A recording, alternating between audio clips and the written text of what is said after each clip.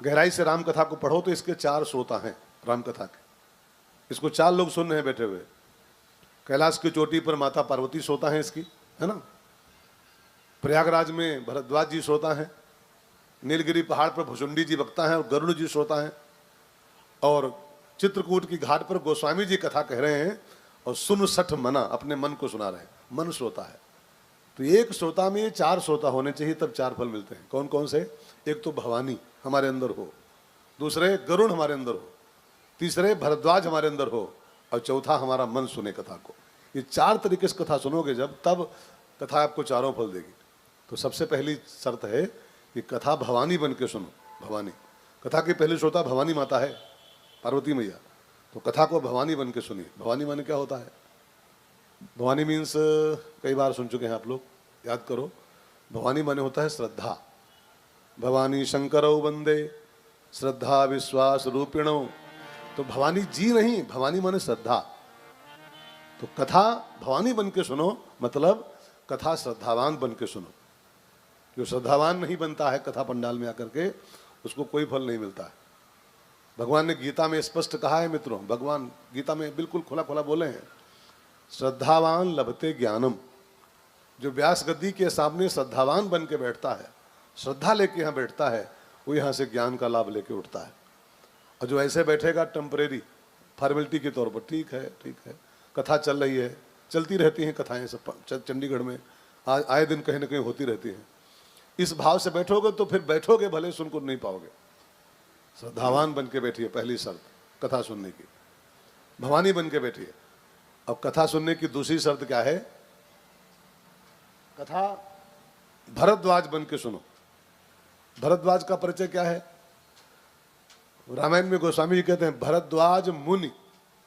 भरद्वाज मुनि, मुनि माने कथा को मुनि बन के सुनो।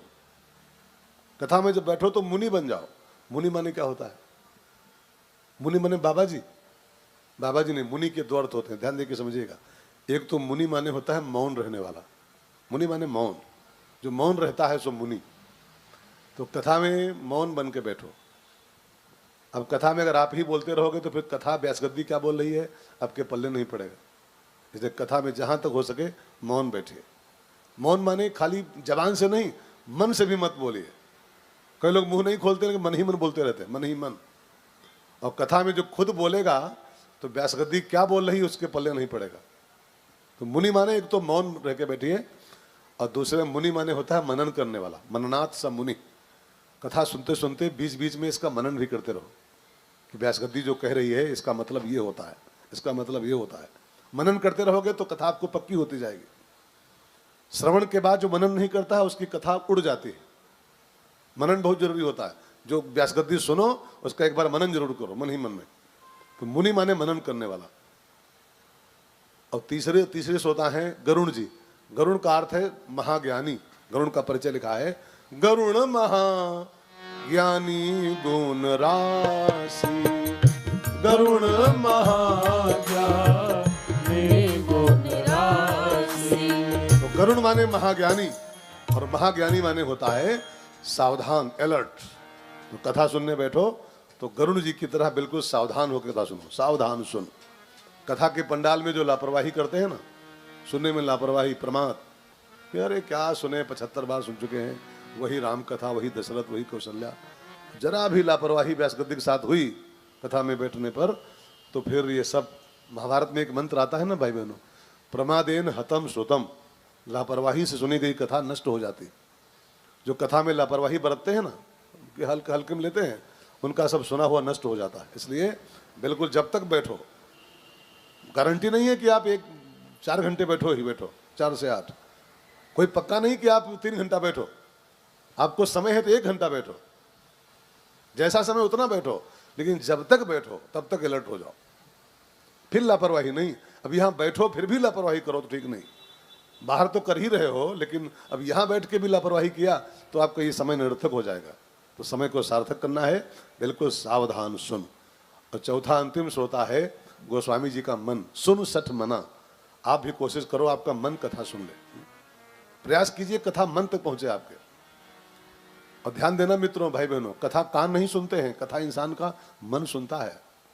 मन अगर जरा भी कथा में नहीं लगाया, मन तक कथा नहीं पहुंचाई, तो ये कान कथा सुन नहीं पाते फिर। और न मानो आप ट्राई करना, आप देखना अभी इन दिनों में, आप 2 मिनट के लिए जरा अपने मन को बाहर भेजना, कान यहीं रहेंगे, आप भी यहीं रहोगे, और जरा मन को बाहर भेजना कि गेट लॉक है कि नहीं लॉक है, और जरा सा देर के लिए मन को बाहर भेज दो तो कान आपके यहीं रहेंगे, आप यहीं रहोगे, कथा छूट जाएगी आपकी। क्यों? कथा कान नहीं सुनते हैं, कथा मन सुनता है। कोशिश करो मन तक कथा आपके पहुंचे। और इन 4 शर्तों के साथ, एक तो श्रद्धावान बन के बैठो, दूसरे मुनि बन के बैठो, तीसरे सावधानी के साथ सुनो, और चौथे मन तक कथा को पहुंचाओ, मन को सुनाओ। अगर 4 काम आपने कर लिए तो जो दायक फल 4, ये 4 फल कथा आपको देके तब विदा करेगी यहाँ से। तो आइए इसी उम्मीद के साथ कि हम चारों फल प्राप्त करके उठेंगे, इस उम्मीद के साथ आइए पहला पन्ना खोलें और पहले पन्ने से राम कथा की यात्रा शुरू करते हैं।